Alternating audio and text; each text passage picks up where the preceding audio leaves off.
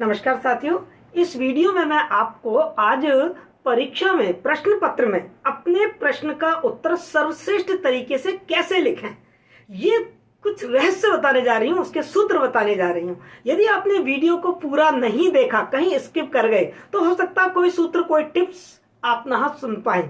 मैं इस वीडियो में वो टिप्स बताऊंगी आपको जो मैंने अपने जीवन में अपनाई। मैं हमेशा 10th 11th हमेशा टॉपर रही हूँ अपने स्कूल में, अपनी क्लास की। राजस्थान यूनिवर्सिटी की मैं गोल्ड मेडलिस्ट और सिल्वर मेडलिस्ट रही हूँ। आरएएस को मैंने पहले अटेम्प्ट में ही क्लियर किया और अच्छी रैंक से क्लियर किया। कैसे मैंने अपने प्रश्न के उत्तर लिखे, कैसे मुझे ये सफलताएं मिली, मैं वही सफलताएं, वही सूत्र, वही रहस्य आपको बताने जा रही हूँ कि आपने यदि इस तरीके से प्रश्न का उत्तर लिख दिया ना, तो एग्जामिनर आपको 100 में से 100 में से 99, 98, 97, 95% नंबर देने से स्वयं को रोक नहीं पाएगा। ये मेरी गारंटी है। बस वीडियो को अंत तक देखना और पूरा देखना। लगेंगे आपको 20-25 मिनट, पर सच बता रही हूं, जीवन में वो सफलता का सूत्र, वो रहस्य आप समझ पाएंगे कि कैसे लिखते हैं टॉपर अपने आंसर को।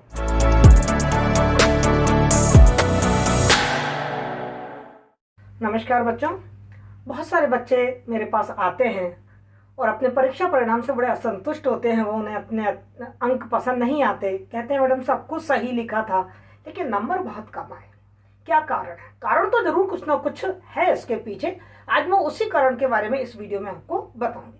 बेटा, कोई भी प्रश्न का उत्तर जब आप लिखते हैं तो मुख्य रूप से आपको दो बातों का ध्यान देना है कि उस उत्तर में सबसे पहली चीज है कि आपको क्या लिखना है और दूसरी चीज है कि कैसे लिखना है।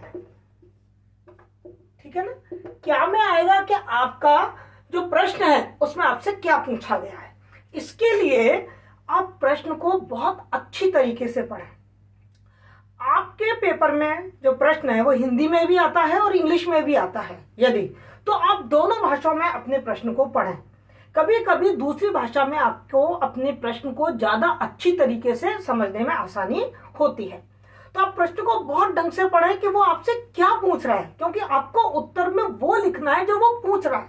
वो यदि अर्थ पूछ रहा है तो आप अर्थ लिखेंगे, लक्षण पूछ रहा है तो लक्षण लिखेंगे, विशेषता पूछ रहा है तो विशेषता लिखेंगे, हानि पूछ रहा है तो हानि लिखेंगे। तो आपको ये देखना है कि वो क्या आपसे पूछ रहा है। आपको बिल्कुल वही लिखना है जो वो पूछ रहा है, ना तो कुछ उससे कम लिखना है, ना उससे कुछ ज्यादा लिखना है, ना उससे कुछ अलग लिखना है। सटीक उत्तर यदि आप लिखेंगे तो आपको अच्छे नंबर प्राप्त होंगे ही होंगे। दूसरी बात, जो आप क्या लिख रहे हैं, तो अपने प्रश्न को आप ढंग से पढ़िए। यदि आपका प्रश्न दो टुकड़ों में टूटा हुआ है कि कहानी किसे कहते हैं, कहानी के तत्व समझाइए, तो आपका जो प्रश्न का उत्तर है वो भी दो पैराग्राफ में बढ़ जाना चाहिए। दो शीर्षक बना लीजिए, कहानी का अर्थ और कहानी के तत्व। अर्थ में कहानी का अर्थ लिख दीजिए, तत्व में कहानी के तत्व लिख दीजिए। क्लियर? यदि 3 भागों में बटा हुआ है कि कोरोना के कारण बताइए और उसके बचने के नागरिक और सरकारी उपायों का वर्णन करें, तो आपका प्रश्न 3 भागों में बढ़ गया। सबसे पहले कोरोना का कारण, फिर उपाय बताने और उपायों को फिर आपने 2 भागों में बांट दिया, सरकारी उपाय क्या है और नागरिक उपाय क्या है। तो आपके 3 शीर्षक बन गए, कोरोना के कारण, कोरोना को के बचाव के सरकारी उपाय, कोरोना के बचाव से नागरिक उपाय। तो इस तरीके से आप अपने प्रश्न को बहुत अच्छी तरीके से पढ़ेंगे। जितने टुकड़ों में आपका प्रश्न है, आपका उत्तर भी उतने ही टुकड़ों में होना चाहिए। क्लियर? यह बात समझ। दूसरी बात, जब आप अपने प्रश्न का उत्तर लिख रहे हैं तो आप अपने प्रश्न की प्रकृति को देख लीजिए, प्रकार देख लीजिए। आपका प्रश्न यदि निबंधात्मक है तो आपने 2 मुख्य बिंदु तो बना लिए जो उसमें पूछा है कि कहानी का अर्थ और तत्व, लेकिन यदि निबंधात्मक प्रश्न है तो आपको उसमें भूमिका भी लिखनी होगी। छोटी सी एक भूमिका लिखनी होगी और लास्ट में एक छोटा सा निष्कर्ष भी लिखना होगा, आपका अपना विचार भी लिखना होगा। लेकिन यदि प्रश्न लघुत्तरात्मक है तो सीधा आपको उत्तर से शुरू करना है और खत्म कर देना, कोई भूमिका नहीं, कोई निष्कर्ष नहीं। यदि प्रश्न आपका अति लघुत्तरात्मक है तो आपको कोई भी इधर उधर के शब्द नहीं लिखने, डायरेक्ट आंसर लिखना है। जैसे मान लो आपके प्रश्न आ जाता है कि मूल स्वर कौन से हैं, बस आपको लिखना आ, ई, उ, ए। कुछ भी आगे पीछे नहीं लिखना है कि मूल स्वर ये है, मूल स्वर निम्नलिखित है, ऐसा कुछ भी नहीं लिखना है। तो इस तरीके से आप प्रश्न के प्रकार को देख लीजिए कि निबंधात्मक है, लघुत्तरात्मक है या अति लघुत्तरात्मक प्रश्न है। क्लियर? ये बात क्लियर हो गई। एक जब आप अपने प्रश्न का उत्तर लिख रहे हैं तो आप उस प्रश्न का उत्तर तो लिख रहे हैं, लेकिन उस प्रश्न के उत्तर की प्रामाणिकता कि एग्जामिनर को वो चीज भा जाए कि हाँ जो ये कह रहा है वो सही कह रहा है। तो अपने उत्तर के प्रमाण में आप किसी विद्वान के कोटेशन दे सकते हैं, कोई आंकड़ा दे सकते हैं, कोई इस तरीके का मैप दिखा सकते हैं, या कोई इस तरीके का ग्राफ वगैरह बता सकते हैं, किसी का उद्धरण वहां पर आप लिख सकते हैं कि इन्होंने ये कहा या इस बात से ये सिद्ध होता है, तर्क लिख सकते हैं कि इन तर्कों के आधार पर इसको सिद्ध किया जा सकता है। तो आपके प्रश्न में तार्किकता होनी चाहिए और प्रश्न में प्रामाणिकता भी होनी चाहिए। तो ये तो बात हुई कि आपको अपने प्रश्न में क्या लिखना है। अब दूसरी बात है कि आपको अपने प्रश्न को कैसे लिखना है, अर्थात प्रेजेंटेशन। और बेटा ये प्रेजेंटेशन इतना इंपॉर्टेंट है, केवल प्रश्नों के उत्तर लिखने में काम नहीं आता, ये तो जिंदगी में भी काम आता है कि आप अपनी बात को कैसे प्रेजेंट करते हैं। कितनी बार आप बिल्कुल सही होते हैं, सज्जन होते हैं, लेकिन फिर भी आपकी बात को गलत तरीके से लिया जाता है, और कितनी बार कुछ लोग झूठे होते हैं, गलत होते हैं, फिर भी उनकी बात को मान लिया जाता है। ये क्यों अंतर आता है? वे ऑफ प्रेजेंटेशन, आप अपनी बात को कैसे प्रेजेंट कर रहे हैं, ये बहुत इंपॉर्टेंट है। और आज के वीडियो में यही चीज मैं विस्तार से बताने जा रही हूं कि आपके उत्तर का प्रेजेंटेशन कैसे होना चाहिए। देखो बेटा, एक अंदर की बात बता रही हूं आपको। आप 3 घंटे तक अपनी कॉपी लिखते हैं, 3 घंटे तक, और एग्जामिनर जब उसको कॉपी को चेक करता है तो 5-7 मिनट में आपकी कॉपी चेक कर देता है। बहुत ज्यादा टाइम दे दिया आपने, बहुत अच्छा लिख दिया तो 10 मिनट दे देगा, 12 मिनट दे देगा। अब आप बताइए 10-12 मिनट में या 5-7 मिनट में वो आपकी कॉपी को पढ़ेगा या देखेगा? देखेगा ना। तो फिर आपका जो कॉपी का लुक होना चाहिए, वो कॉपी का लुक ऐसा हो कि एक बार देखे तो निगाह हटे नहीं, कि बैठ मेरे सामने तुझे देखता ही रहूं, वो वाली भावना एग्जामिनर के मन में आ जानी। आज के इस वीडियो में मैं आपको वही टिप्स देने जा रही हूं कि आपकी मुख्य बातें एग्जामिनर को कैसे दिख जाए, केवल वही चीज उसको दिखे जिससे आपको अंक प्राप्त होने वाले हैं। इन टिप्स को मैं बताऊं उसके पहले मैं एक छोटी सी कॉमन सेंस की बात आपसे करती हूँ। आप घर पर आए हैं, आपकी मम्मी ने खाने की थाली परोसी है, आपकी मम्मी ने बहुत अच्छे से पूड़ी बनाई है, कचौड़ी बनाई है, खीर बनाई है, सब्जी बनाई है, रायता बनाया है, पुलाव बनाया है, ठीक है। और क्या किया है मम्मी ने कि एक ही थाली में एक तरफ पुलाव रख दिया, वहीं पूड़ी रख दी, वहीं कचौड़ी रख दी, एक तरफ सब्जी रख दी, सूखी रख दी। अब आप बताइए, क्या आपको वो खाना खाने का मन करेगा? नहीं ना। और यदि दूसरी तरफ आपकी मम्मी ने थाली में अलग से बिल्कुल सिंपल खाना बनाया है, दाल सब्जी रोटी, तो उन्होंने एक कटोरी में दाल रखी, एक कटोरी में सब्जी रखी, रोटी अलग से रखी, थोड़ा सलाद अलग से प्लेट में रखा, तो देखते ही आपका मन उस प्लेट को खाने को होगा और आप फटाफट उसको चट कर जाएंगे। बिल्कुल यही बात एग्जामिनर के साथ है।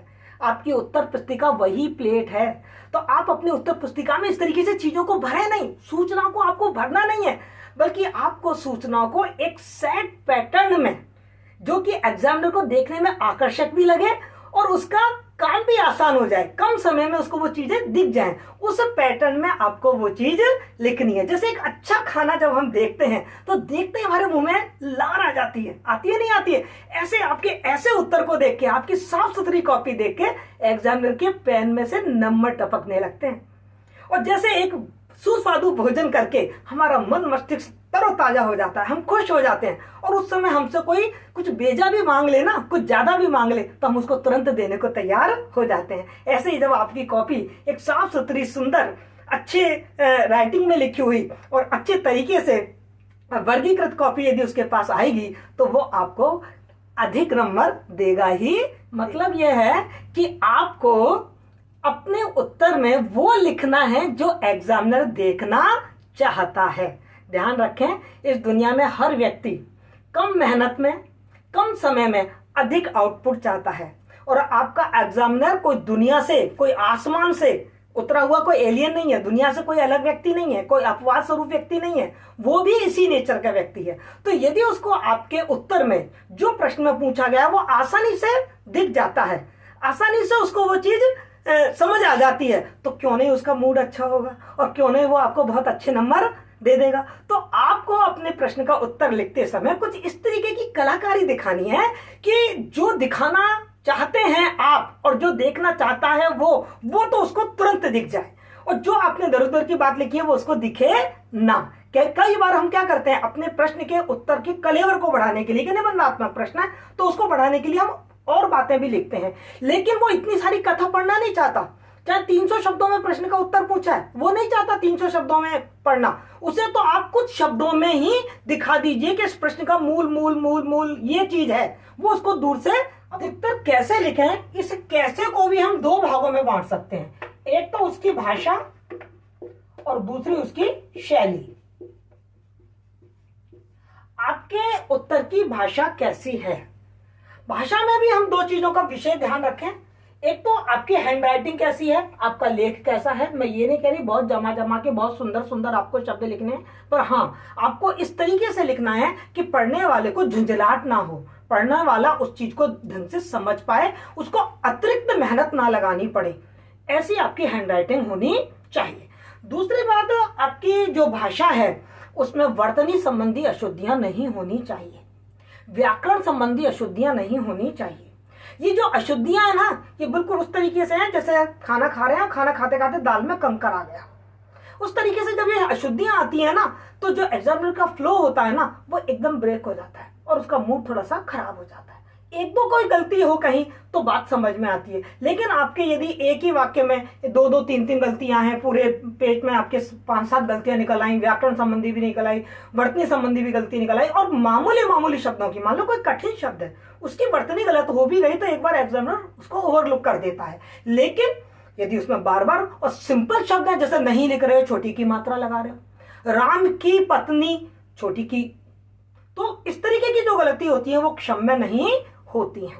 तो वर्तनी संबंधी अशुद्धियां नहीं होनी चाहिए, व्याकरण संबंधी अशुद्धियां नहीं होनी चाहिए। आपको थोड़ा संज्ञा का, सर्वनाम का, वाक्य में क्रिया और कर्ता का जो अन्वय होता है, इन सब का ज्ञान होना चाहिए। मान लो हम कह रहे हैं उसने अनेक पुस्तक लिखी, तो आप लिखो अनेक, ये नहीं लिखो उसने अनेकों पुस्तक लिखी, इसका मतलब क्या है कि आपको वचन संबंधी ज्ञान नहीं है। तो व्याकरण संबंधी और वर्तनी संबंधी इन अशुद्धियों को ध्यान से अवॉइड करते चले जाए, जब दोबारा पढ़े ना तो उनको करेक्शन भी करते चले जाए। दूसरी बात, आपकी जो भाषा है वो कैसी होनी चाहिए, आपकी भाषा प्रभावशाली होनी चाहिए, प्रभाव होना चाहिए। प्रभाव का मतलब क्या है कि हर वाक्य एक दूसरे से गुथा हुआ हो, क्रमबद्धता होनी चाहिए। ये नहीं कि आप कुछ बात कहते चले आ रहे हैं, अभी अर्थ की बात कहते चले रहे हैं, अर्थ के बाद आप लक्षण लिखिए ना, विशेषता लिखिए, एकदम आप अर्थ लिखते लिखते और सीधा आप निष्कर्ष पे चले आए, ऐसा नहीं। आपके भाषा में प्रभाव होना चाहिए और एक तारतम्यता, एक संगीतात्मकता, एक धनात्मकता आपके उत्तर में होनी चाहिए, ऐसी आपकी भाषा हो।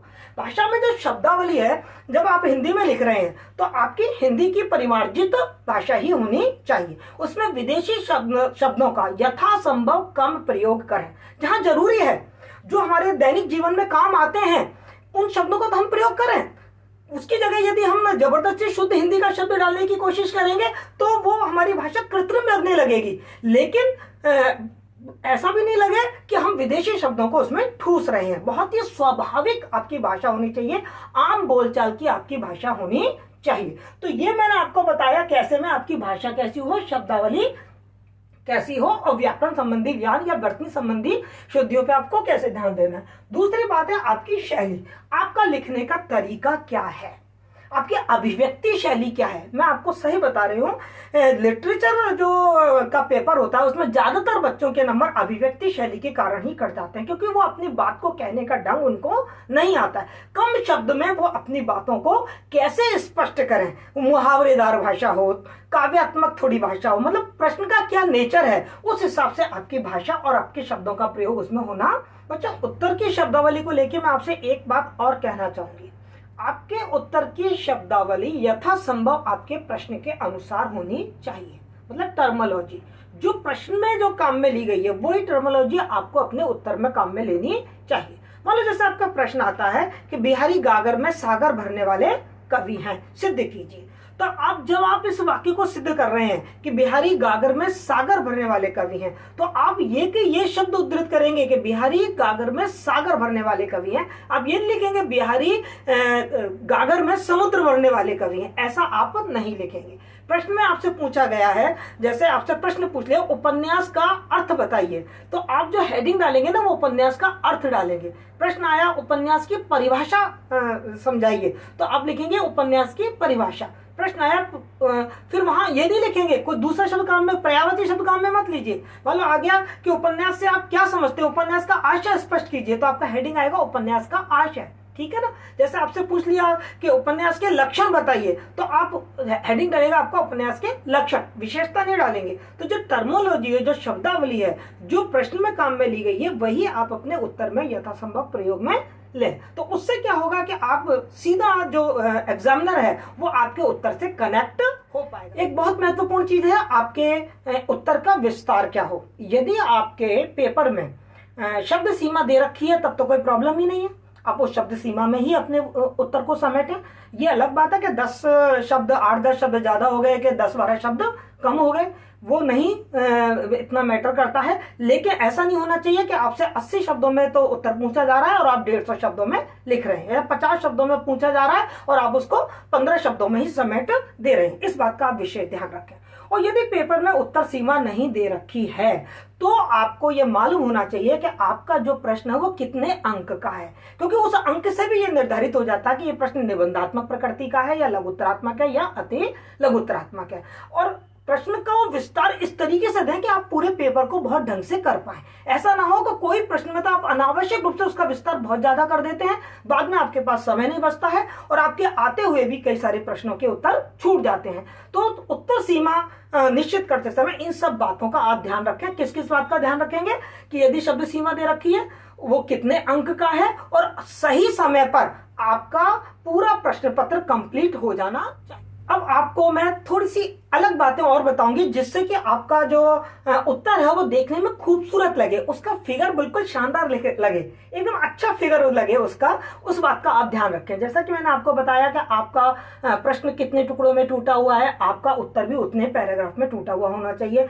शीर्षक है वो ऊपर लिखा होना चाहिए, शीर्षक को अंडरलाइन करके लिखें, फिर उसकी डिटेल लिखें, फिर दूसरा शीर्षक लिखें, फिर उसकी डिटेल लिखें।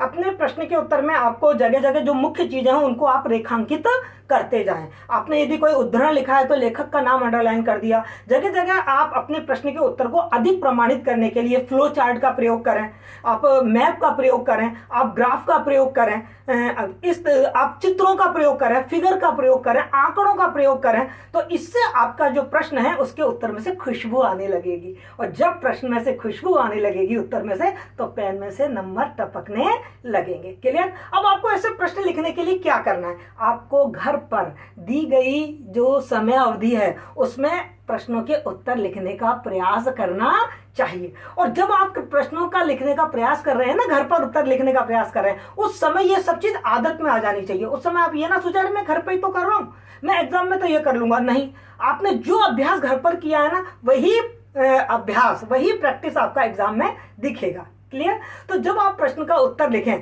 तो इन बातों का आप विशेष ध्यान रखें। जैसे एक ही मतलब आपके पेपर का अ ब स 3 पार्ट है, तो अ पार्ट के क्वेश्चन एक साथ करें, ब पार्ट के क्वेश्चन एक साथ करें, स पार्ट के क्वेश्चन एक साथ करें। ऐसा ना करें ए का कर लिया फिर ब का कर लिया फिर स का कर लिया, ऐसा आपको नहीं करना है। एक आप जब अपने प्रश्न के उत्तर को शुरू कर रहे हैं तो ये बात को ध्यान रखें कि यदि आपको कोई प्रश्न बहुत अच्छी तरीके से आता है तो उसका उत्तर आप अच्छी तरीके से पॉइंट्स में और रेखांकन करके दें। और यदि आपको लग रहा है कि आप खुद ही श्योर नहीं है कि मेरा जो उत्तर है वो इतना सही है या नहीं है, तो उस प्रश्न का उत्तर आप पैराग्राफ में दे दें। हर प्रश्न का उत्तर जैसे ही खत्म होता है आपको स्टॉप लाइन जरूर, समापक सूचक चिन्ह जरूर लगाएं और 2 लाइन छोड़ दें। ये 2 लाइन बड़े काम की चीज है। क्या काम की चीज है? एक तो जब एग्जामिनर आपकी कॉपी देखता है तो उसको आपका जो उत्तर है वो भीड़ से अलग हो जाता है, वो घुलता मिलता नहीं है, आपस में अलग से दिख रहा है, एक अलग से उसकी पर्सनैलिटी दिख रही है कि ये। कई बार ऐसा होता है कि जब हम अपनी कॉपी का पुनरावलोकन कर रहे होते हैं, और आपको ये पुनरावलोकन करना है, आपको 10 मिनट सिर्फ इस बात के लिए बचा के रखने हैं लास्ट में कि आपको अपनी कॉपी दोबारा से देखनी है, सारे उत्तर क्रमांक आपको चेक करने हैं, सब स्टॉप लाइन वगैरह लग रही है या नहीं लग रही है, सबके उत्तर पूरे हो गए हैं। कहीं कोई प्रश्न जैसे आपने अधूरा छोड़ दिया हो तो उसे आप पूरा कर दें। कि कई बार अपन छोड़ देते हैं कि इसका उत्तर मैं दोबारा से लिखूंगा, या अपन जगह छोड़ देते हैं, तो वो आपकी निगाह में आ जाए, उनको आप दोबारा से कर सकें। और उस समय ये 2 लाइन आपके बहुत काम आती है। जब आप प्रश्न के उत्तर को रिवाइज कर रहे होते हैं तो उस समय आपको लगता है कि यार ये 1 पॉइंट और लिख देते, या ये वाला कोटेशन और लिख देते, या ये आंकड़ा और लिख देते, या कोई भी आपको तथ्य याद आ जाता है, तो आप क्या करें, वहां पर एक स्टार बनाएं स्टार बना के 1 2 जो भी है आप लिख दें, और नीचे जो 2 लाइन आपने खाली जगह छोड़ी है वहां पर आप पुनश्च करके और वो बात अपनी लिख दें। तो ये 2 लाइन वहां आपको बहुत काम आए। उत्तर लिखते समय उचित हाशिया और ऊपर नीचे का जो मार्जिन है वो उचित रूप से छोड़ें। यदि आपका प्रश्न का उत्तर लिखते लिखते आप दूसरे प्रश्न पे भी लिखने जा रहे हैं तो नीचे कंटिन्यू या पीटीओ या कृपया पृष्ठ उलटिए, इस तरीके के इंस्ट्रक्शन जरूर दें। जब आप अपने उत्तर के में रेखांकन कर रहे हैं तो उस समय आप जैसे ब्लू से आप अपने प्रश्न का उत्तर लिख रहे हैं तो ब्लैक पेन से आप रेखांकन कर सकते हैं, जिससे कि वो साफ साफ दूर से चमके। जैसे आप फ्लो चार्ट वगैरह बना रहे हैं वो भी आप डिफरेंट कलर के पेन से, जैसे ब्लैक पेन से वो बना सकते हैं, जिससे वो अलग से आपकी कॉपी में दिखने। एक बात और बेटा कि आपको अपने उत्तर पुस्तिका में प्रश्न तो लिखने नहीं है, बेजा समय खराब होगा, लेकिन आप जो प्रश्न का क्रमांक है, उत्तर का क्रमांक है, उसको बिल्कुल सही डालें और उसी हिसाब से उसका उत्तर लिखें। मैं एक बार चोट खा चुकी हूँ, मैंने आरएएस में अपने 70 नंबर कटवाए हैं। वो बात अलग है कि और सब्जेक्ट में मेरे बहुत अच्छे नंबर आ गए थे और मेरा आरएएस में पहली बार में सिलेक्शन हुआ और मुझे राजकीय सेवा में नियुक्ति भी मिली। लेकिन इस बात का विशेष ध्यान रखें, उत्तर क्रमांक बिल्कुल सही डालें, जो उत्तर लिख रहे हैं वही क्रमांक आपको डालना है। उसके अलावा मैं आपसे एक बात कहूँ, आपको कोई भी प्रश्न छोड़ना नहीं है। यदि आपकी नेगेटिव मार्किंग नहीं है तो किसी भी प्रश्न को छोड़ने का कोई औचित्य बनता ही नहीं है, आपको हर प्रश्न करना है। हाँ, बस इतना जरूर ध्यान रखें कि जो प्रश्न आपको बहुत अच्छी तरीके से आते हैं उन प्रश्नों को आप 2 भागों में बांट लीजिए। उनमें से अधिकांश प्रश्न आप स्टार्टिंग में करते जाइए और उनमें से 2 या 3 क्वेश्चन आप बचा के रखिए लास्ट में करने के लिए। 2 क्वेश्चन, ज्यादा नहीं, 2 क्वेश्चन लास्ट में जरूर करें, क्योंकि फर्स्ट इंप्रेशन और लास्ट इंप्रेशन दोनों बहुत अच्छा होना चाहिए। और जो प्रश्न आपको थोड़े कम आते हैं, जिनके बारे में आपको कुछ डाउट है, वो प्रश्न आप बीच में कर सकते हैं। लेकिन इस बात का ध्यान रखेंगे कि भाग आ एक जगह हो, भाग ब एक जगह हो, भाग स एक जगह हो। एक भाग का काम दूसरे काम में आपको नहीं करना है। एक बात और आपको बताऊं, अपनी कॉपी में कभी भी कोई अनर्गल बातें ना लिखें, जबरदस्ती कोई अनुनय विनय या कुछ बहानेबाजी ना लिखें, इससे आपका इंप्रेशन खराब हो जाता है। आप जब प्रश्नों के उत्तर लिखें तो एक चीज का और ध्यान रखें कि उसमें किसी भी मतलब कोई व्यक्तिगत आक्षेप नहीं होना चाहिए। किसी व्यक्ति को का नाम लेके, जैसे आप मान लो कोई प्रश्न ऐसा आ जाता है जिसमें आपको कुछ सिद्ध करना पड़ रहा है या कुछ विचार प्रकट करने पड़ रहे हैं, तो कोई व्यक्तिगत आक्षेप नहीं होना चाहिए। और बचें आप किसी पॉलिटिकल पार्टी का नाम लिखने से या किसी नेता का नाम लिखने से, क्योंकि आपको नहीं पता कि आपका जो एग्जामिनर है वो किस पार्टी का है या उसकी विचारधारा क्या है। खामखा यदि वो विरोधी पार्टी का हुआ तो आपके नंबर मतलब उस पर अच्छा इंप्रेशन नहीं पड़ेगा, नंबर कट जाएंगे। कहने का मेरा मतलब ये है। और सबसे इम्पॉर्टेंट बात और सबसे आखिरी बात वो ये है कि जब प्रश्न का उत्तर लिखें, जब आप परीक्षा भवन में जाएं तो कूल एंड काम, कोई घबराहट आपको नहीं होनी चाहिए, क्योंकि अब आप कुछ नहीं कर सकते। आपने जो पढ़ा है वही आपके काम आएगा। और इतना निश्चित है बेटा, चक्की में जब गेहूं डालेंगे तो पिसकर आटा निकलेगा ही निकलेगा। यदि आपने पढ़ाई करी है तो वो कहीं ना कहीं आपकी कलम के माध्यम से आपकी कॉपी पर उतरेगा। बस आप अपने माइंड को कूल रखें और कॉन्सेंट्रेट रखें, एकाग्र रखें और थोड़ी रिकॉल करने की कोशिश करें, तो आपको प्रश्नों के उत्तर बड़े आराम से आ जाएंगे। बस ये देखिए, इस परीक्षा भवन में आपसे ज्यादा किसी को कुछ नहीं आता, सबसे ज्यादा आपको ही आता है। आप उस परीक्षा भवन के टॉपर हैं। यदि आप में यह भावना आ गई ना कि आप उस परीक्षा भवन के टॉपर हैं, तो आप उस परीक्षा के भी टॉपर बन। तो बच्चों, मैं दावे के साथ कहती हूँ कि यदि आप अपने उत्तर लिखते समय इस क्या और कैसे का ध्यान दे लेंगे तो आपका प्रश्न का उत्तर बहुत ही अच्छा होगा और आपको आपके अपेक्षित नंबर मिलेंगे, जो मार्कशीट देखकर आपको खुशी होगी।